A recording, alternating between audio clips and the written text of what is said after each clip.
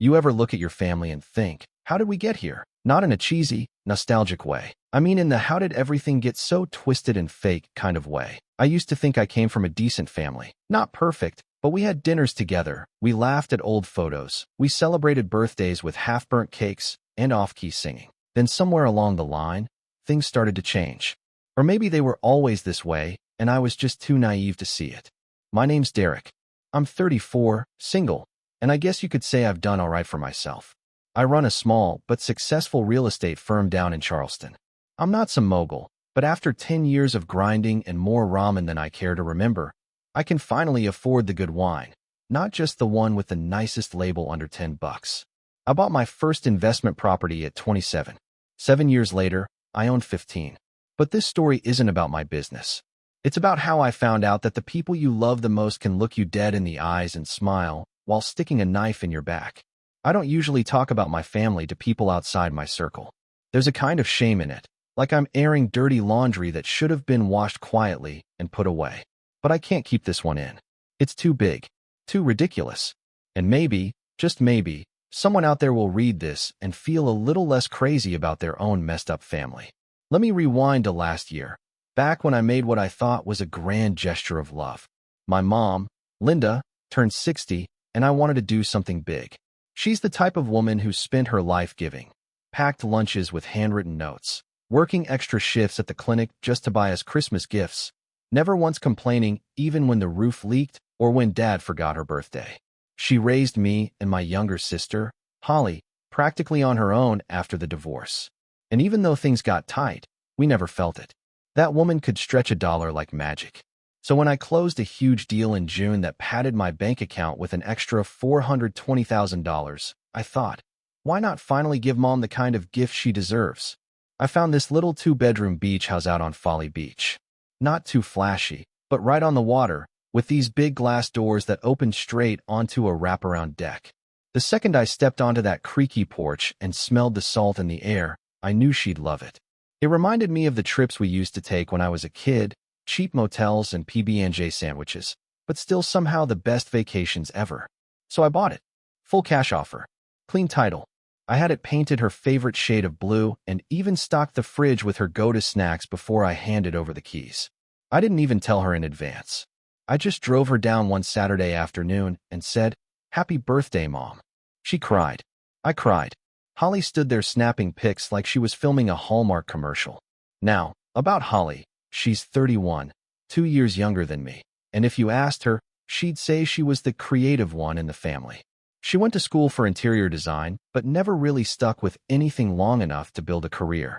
Instead, she bounced from one dream to the next: photography, online boutique, even a short-lived stint as a lifestyle coach. I helped her out more than once. Even paid her rent once during the pandemic. I didn't mind at the time. She was my little sister. She had potential. But as I got older, I started noticing this pattern. She'd show up when she needed something and disappear when she didn't. And Mom never saw it. To her, Holly was just going through a phase or figuring things out. Anyway, after the beach house surprise, things felt good. Better than they had in years. Mom lit up every time I called. Always going on about how peaceful it was there, how she could hear the waves at night and wake up to pelicans flying past the deck.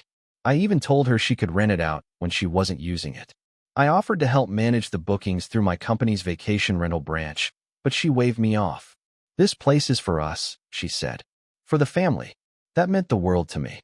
It felt like I'd done something meaningful, repaid a fraction of what she gave me. And then came this year's birthday dinner. It was a small gathering. Just me, Mom, Holly, and her new boyfriend, some guy named Brent with overgelled hair and a smug face that made me want to drink faster. We went to this cozy Italian place Mom liked. Nothing too fancy, just warm lighting and good wine. The kind of place where the waiter remembers your name and brings extra bread without being asked. Everything was going smoothly. We laughed over appetizers, toasted to Mom's health, and talked about our old family dog like he hadn't been gone for 10 years. And then I said it. I wasn't trying to start anything. I swear. It just slipped out in the middle of a sip of Pinot Noir. "So, Mom, how's the beach house treating you? Been back down there lately?" She blinked, mid-bite, and gave me this puzzled look. "What beach house?" At first I thought she was joking. I laughed. glanced at Holly, expecting her to join in. But Holly had gone pale. She was gripping her wine glass so tightly I thought it might crack. You know, I said slowly, lowering my fork. The one I gave you last year for your birthday. Out on Folly. Mom shook her head, her brow furrowing. Derek, honey, I haven't been down to Folly since before Christmas. I stared at her. But, I thought didn't you say you spent Easter weekend out there? She laughed, a little awkward now. No, I spent Easter with Holly. Remember? At her apartment. Why would I be at the beach house? The room tilted a little, like someone had pulled the floor an inch to the left. I turned to Holly. Her eyes were huge, her mouth slightly open. Brent reached over and touched her arm, like he already knew something was about to explode. I pushed back my chair, slow and deliberate, and looked directly at my sister. You transferred it to yourself, didn't you? Her silence was louder than any answer. Mom gasped softly. Brent looked at his lap like he wanted to crawl under the table. The waiter, bless his soul, chose that exact moment to arrive with the dessert menu. And that's where everything began to unravel. Part of me hoped she'd laugh, that she'd roll her eyes, call me dramatic, and explain it all away with some kind of misunderstanding. A paperwork mix-up, a legal technicality, even some surprise renovation project she wanted to keep under wraps until it was finished. I could have lived with that. Maybe not happily, but I could have lived with it. But she didn't say a word. Holly just sat there, frozen, like a rabbit caught in a car's headlights, except the car was me, and the road was my mother's birthday dinner. Her silence was an answer, a loud, deafening, gut-wrenching answer. Mom's face slowly changed, from confusion to concern to something sharper. I could practically see her connecting the dots in real time, that maternal intuition kicking in like a sudden jolt. Holly, she said softly, turning toward her. What's Derek talking about? Still nothing. Brent squeezed Holly's wrist and whispered something, probably telling her to say something, anything, but her mouth wouldn't move. I looked between them, heart thudding against my ribs like it was trying to punch its way out. And then I made the mistake of pulling out my phone. I'd never shown Mom the paperwork before. Why would I? I trusted my family. But I had a digital copy of the property deed saved in my files, just in case. And right there, bold and indisputable, was the name of the legal owner. Holly Elaine Parker. I didn't look up when I handed the phone across the table. I just held it out for Mom. I didn't want to see the look on her face when she read it. Oh my God, she whispered after a few seconds. The waiter was still standing there, holding a dessert menu like it was a hostage negotiation pamphlet. I waved him off without looking, my hands shaking now. We'll need a minute. Holly finally spoke, her voice brittle and defensive, like she'd been rehearsing a speech but forgot half the lines. I didn't steal it, okay? I thought Mom wasn't using it enough. It was just sitting there, and I figured it made more sense for me too. You thought? I snapped, louder than I meant to. You thought it made more sense for you to own the house I bought for Mom. I wasn't going to keep it forever, she shot back, her voice cracking. I needed somewhere to stay. Brent and I were going to renovate it, and then give it back. Give it back. I repeated, standing now. You can't give back something you stole, Holly. Mom covered her mouth, tears pooling at the edges of her eyes. She wasn't crying yet, not fully, but she was right on the edge, and that's when I saw red. Was this your plan the whole time? I asked, stepping around the table. Smile for the photos, act touched, then wait until I was out of town and file a fake transfer. It wasn't fake. I had her sign it. Holly yelled, suddenly emboldened, like the truth, even in its ugliest form, was somehow better than the silence. That shut everyone up. Mom's head jerked toward her, horrified. What do you mean you had me sign it? Holly paused, just long enough. Then, remember the paperwork I gave you in November? I told you it was for refinancing your old car loan. That's when. Mom's hand dropped from her mouth, her face going blank in a way I'd never seen before. Not angry, not sad, just broken. You tricked me, she whispered. I didn't trick you, Holly muttered. I just repurposed the moment. I turned away before I said something I'd regret. My chest was tight. My hands curled into fists at my sides. I could feel years of ignored red flags rushing back at me like a tsunami. Every time Holly guilt tripped Mom into paying her rent. Every time she borrowed money and never paid it back. Every time I brushed it off because she's family. Brent stood, holding his hands up like he was at a police checkpoint. Hey, let's all just take a breath. Don't. I warned him, voice low. Don't you dare try to mediate this. We left the restaurant in silence. Mom rode with me, clutching her purse like it was a lifeline. Holly and Brent drove off in his overpriced Jeep, which, I now realized, probably had something to do with that beach house renovation she mentioned. As I pulled into Mom's driveway, she finally exhaled. I feel like I don't even know her, she whispered. I didn't respond. Because the truth is, neither did I. The next few weeks were rough. Tense calls, silent dinners, half-formed apologies that fizzled out before they left Holly's lips. She sent Mom a few flowers, a note that said, I was overwhelmed. I'm sorry, but she never called me. Not once.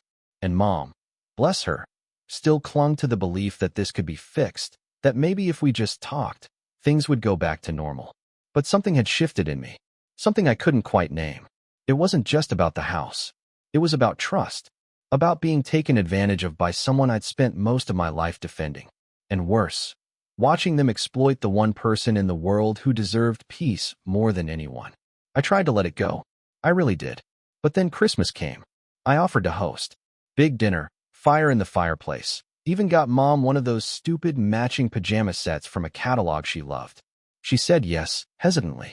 Holly RSVP'd, maybe, and then showed up unannounced 3 hours late with Brent and a giant bottle of champagne. Like nothing had happened. Let's not make this weird, she said as she walked in. It's Christmas. I stayed civil. Barely. I cooked, I smiled, I poured wine. I kept the peace. Until Holly handed Mom a tiny wrapped box and said, This is for all your support this year. Mom opened it and gasped. A beach house necklace. Gold chain. Little charm shaped like a cottage with a seashell roof. One of those cheesy Etsy trinkets that looked heartfelt to anyone who didn't know the full story. I stared at it, then at Holly. She was smirking. That was the moment. The exact second I knew something in me had snapped. I didn't say a word that night, but the wheels were already turning. Because if she wanted to play games with property, then I'd play too. After that Christmas, I stopped going to family functions for a while. I didn't say I was boycotting them. I didn't make a dramatic exit. I just didn't show up.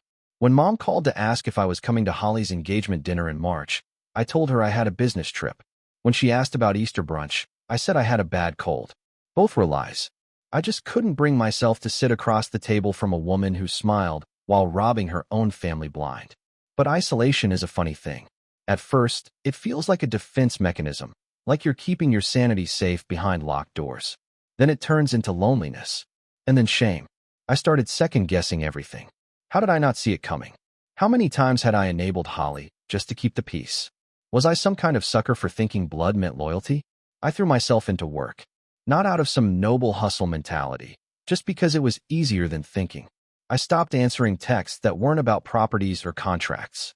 I stopped going to the beach entirely, even though I still had a few rental units out there. Every time I saw the ocean, I thought about the house.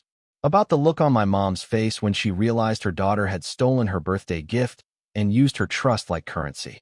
And I'll admit something here I haven't even told my friends. For a while, I wasn't okay.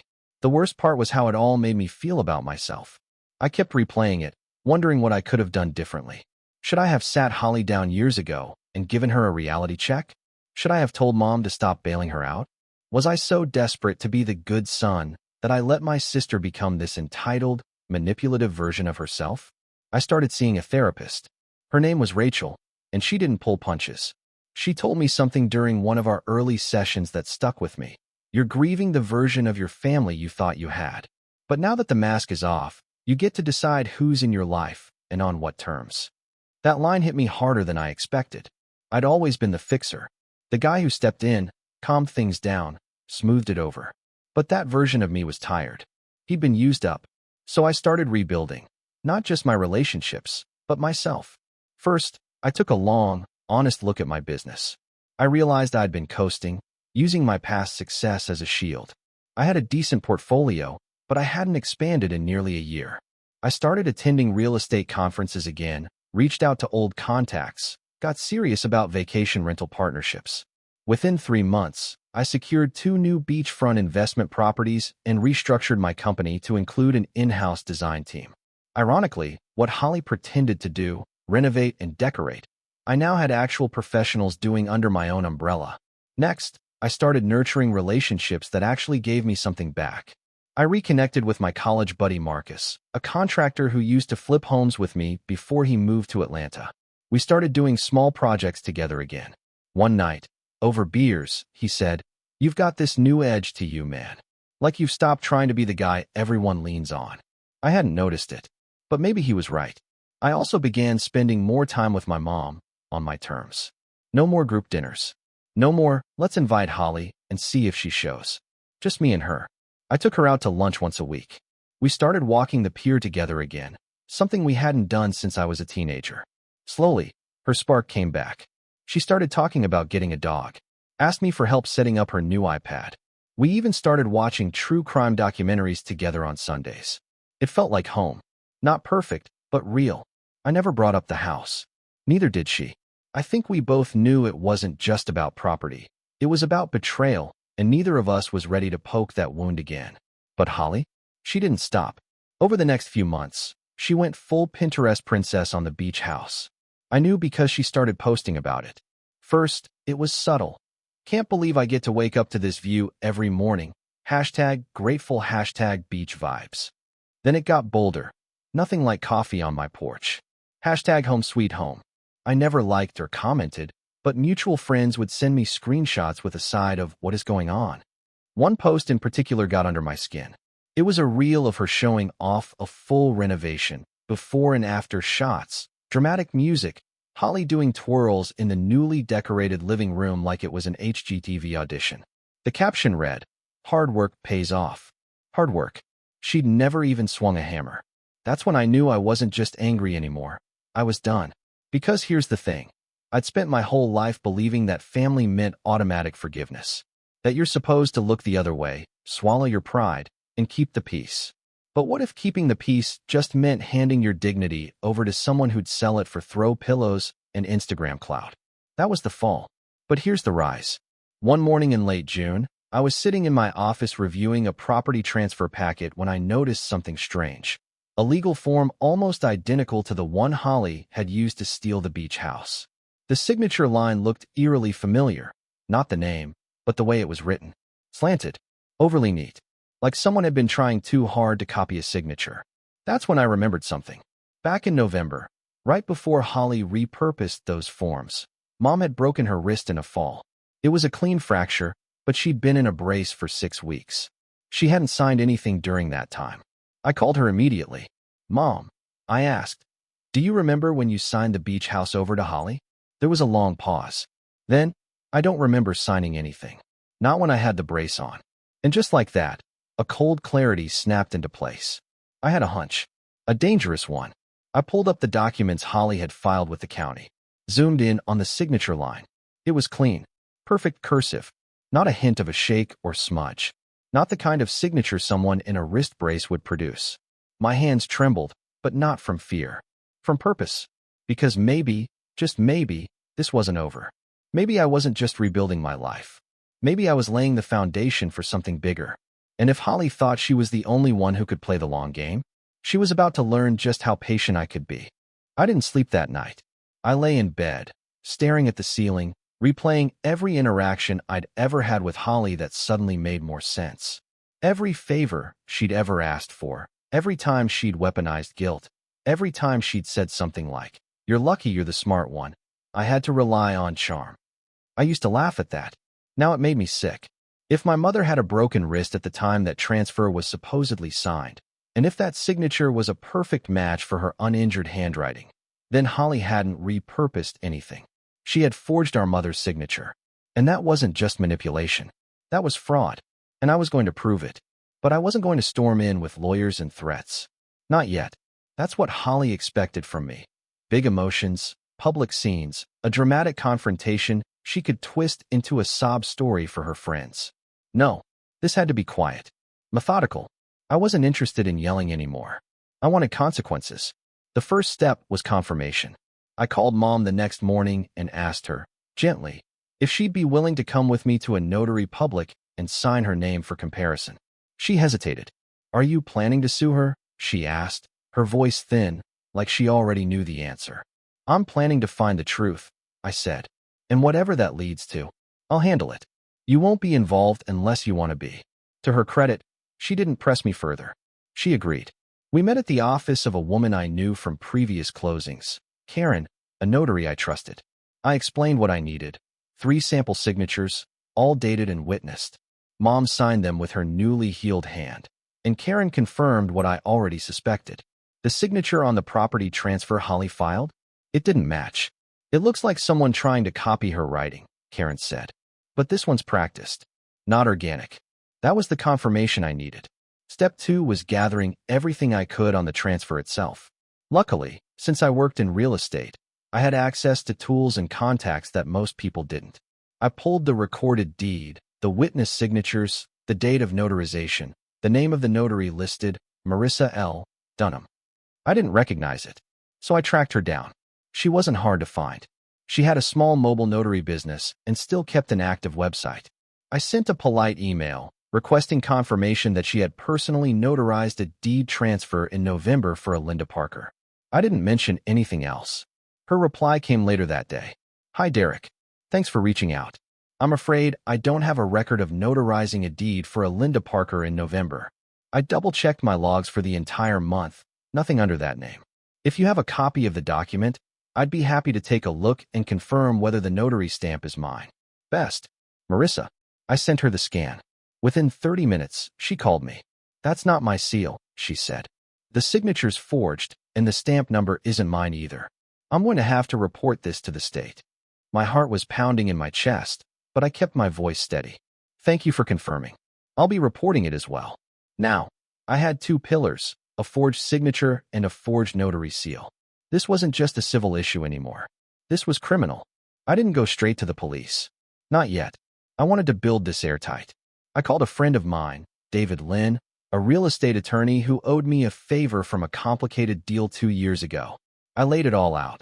The house, the gift to my mother, the suspicious transfer, the forged documents. He didn't blink.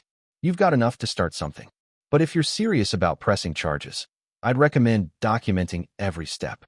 Every email, every screenshot, every post she made bragging about the property. Judges eat that stuff up. So that's what I did. I started collecting everything. Screenshots of Holly's Instagram posts where she claimed she owned her own home now. Comments where she thanked friends for complimenting her hard work. Even DMs she sent to acquaintances about building equity. I went through the property tax history and saw that she'd changed the billing address to hers without notifying the previous owner, which, according to city code, had to be done through proper channels. Another violation. Then I dug deeper. I remembered something about the utilities. When I gifted the house to Mom, everything had been set up in my name initially, and I'd helped Mom transfer the electric and water to her. I had the receipts. But when I called the utility company now, pretending to be doing a service check, they confirmed that the current account holder wasn't Linda Parker. It was Holly.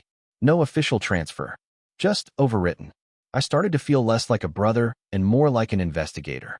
A quiet storm began building in me. It wasn't loud, it wasn't explosive, it was slow and cold and inevitable. For every file I added to my folder, for every screenshot, I felt the weight of years of being manipulated melt away. She had used our mother's trust as a weapon. She had used my silence as a shield. And now, she was going to learn that some people don't stay silent forever. I kept everything under wraps for another 2 months. Didn't mention a word to Mom. Didn't confront Holly. I even liked one of her Instagram posts to keep her off the scent. During that time, I met with David twice. Once to review a possible civil suit. The second time to discuss criminal fraud and forgery charges, if I decided to press forward. He explained the difference, the possible outcomes, the risks. I nodded through it all, not yet saying which path I'd take. But I was leaning. The final piece fell into place in early September. It was Holly's engagement party. Not the official one, just a small get-together with close friends and family. Mom had been invited. I hadn't. But Mom, bless her, texted me the location anyway and added, "Would love if you just dropped by. No drama, I promise." I almost didn't go, but something in me said, show up. So I did. I wore a sharp navy suit. Not overdressed, but just enough to look like I had somewhere more important to be. When I walked into the rental hall, all pastel tablecloths and cheap fairy lights, I spotted Holly at the center of a group, champagne flute in hand, laughing like her world was perfect. She saw me. Her smile froze for half a second, then returned, plastic and strained. Derek, she said a little too loudly.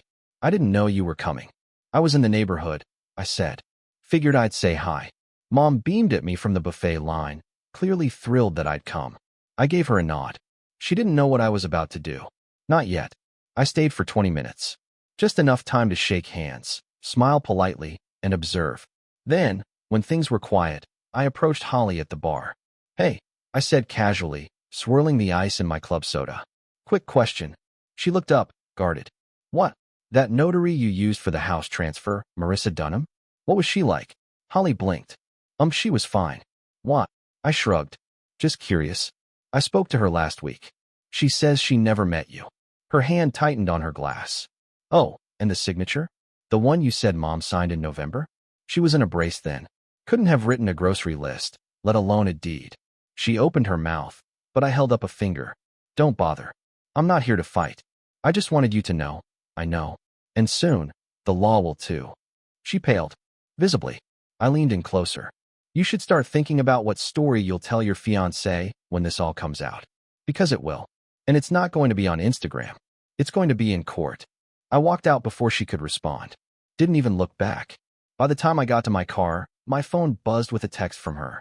What are you doing? I didn't reply. Because I wasn't doing anything. Not yet. But the setup was complete. And the revenge? It was coming. She didn't respond to my silence with silence. No, Holly did what she always did. She panicked, then postured. The next day, I woke up to a string of texts. The first few were defensive. You're being overdramatic. You gave up your right to that house the moment you handed it to Mom. This is family stuff, not legal stuff. You're blowing it way out of proportion. But by evening, she had switched to threats. If you try anything, you're just going to ruin Mom's peace. Don't forget, she signed it. That's what matters. You'll look like the bitter brother trying to sue his sister. You sure you want to take this public? It almost made me laugh. She had no idea I'd been building a case for 3 months. That while she was posting sea glass photos and brunch selfies in my beach house, I was quietly constructing a legal fortress around her lies. So, the next morning, I executed phase 1. I filed a formal fraud report with the county clerk. Attached were notarized handwriting samples from Mom, a sworn affidavit from the notary whose seal had been forged, utility records, tax documents, and dozens of Holly's social media posts where she claimed ownership of a home she'd stolen. I wasn't bluffing. I didn't want an apology. I wanted accountability. Within 10 business days, the county opened an investigation. 3 weeks after that, a forensic handwriting analyst retained by the county concluded what I already knew. The deed signature didn't match Mom's documented handwriting from the time. That triggered the next step. I filed a civil suit for fraudulent transfer and wrongful enrichment. Mom was listed as the rightful property recipient. I was listed as a witness and plaintiff due to damages caused during the fraudulent transfer, including income lost during the time the property could have been rented, with documentation from my vacation rental business to back it up. That's when it all began to snowball. Holly didn't take it seriously at first. When she was served the papers, she apparently posted a story with the caption, "Some people just can't stand to see you win." Classic Holly. But 2 weeks later, when her lawyer, clearly more experienced than she was, saw the documentation, he sent her a very different kind of message. Because not only was the deed forged, the notary seal was fabricated, which made it not just civil fraud, but criminal. Forgery of legal documents is a felony in South Carolina. Once that charge was added to the mix, Holly's house of cards started to collapse. The authorities weren't just dealing with a petty sibling squabble anymore. This was a falsified property transaction involving a forged government seal, fake signatures, and an unlawful transfer of real estate value exceeding $500,000. I kept quiet. I didn't gloat. I didn't post anything. I stayed professional, calm, and ruthlessly efficient. Holly, on the other hand, imploded. First came the calls to Mom. Crying, begging, apologizing, in that performative way she always did when caught. I didn't mean to steal. I thought I could make it work for all of us. I was going to give it back eventually. I just wanted something of my own for once. That kind of thing. Mom listened, but she didn't bend. She told Holly, softly but firmly, "You used my trust to rob me, and then you lied about it for a year. Actions have consequences." Then came the fiancé. Brent bailed 2 days after the criminal investigation began. No warning, no breakup post, just gone. Unfollowed her on everything. I heard from a mutual friend that he'd moved back to Charlotte and ghosted her entirely. Apparently, possible felony wasn't the aesthetic he wanted for their future. Her social media went dark not long after. And the worst part for her? She had to return everything. The court ordered the property deed reversed, placing the beach house back under Mom's name, and fined Holly for any damages or unauthorized modifications made during her false occupancy, including 2 unauthorized plumbing changes that failed inspection. She had to pay back taxes, court fees, and even damages to my business for the income I'd lost while the house had been unusable. It wiped out her savings. And since she hadn't been legally working in months, just living off Instagram marketing and a vague Etsy shop, she had no income to cover it. Her credit? Destroyed. Her reputation? Worse. Word spread quickly in our family and friend circles. No one came out and said, Holly's a fraud. But people stopped inviting her to events. She lost a few collaborations. One of her old friends from design school posted a cryptic tweet about watching people crash their own brand with both hands. Holly tried to reach out to me exactly once during this entire mess. A single text. You got what you wanted. Happy. I stared at it for a long time. Then typed, no, I got what you earned. And that was the last message I ever sent her. As for Mom, she cried when the house was legally returned to her. Not because of the win, but because of the loss. She'd lost the daughter she thought she had. But in time, even that began to heal. She moved into the beach house full-time that spring. Said the sound of the waves helped her sleep. I visit her every Sunday now. We sit on the porch, drink iced tea, and watch the sunset. No drama. No lies. Just peace. Sometimes she'll say, you didn't have to go through all that for me. And I'll say, yes, I did. Because love isn't silence. Love is action. And sometimes, the most loving thing you can do is draw a line in the sand and hold it. For me, the revenge wasn't loud. It wasn't flashy. It was quiet. Calculated. Just. And as I watched Holly pack up her things under court supervision, forced to leave the house she stole, I didn't feel triumphant. I felt free. Because I finally stopped trying to fix someone who didn't want to be fixed. And I took back what should have never been stolen.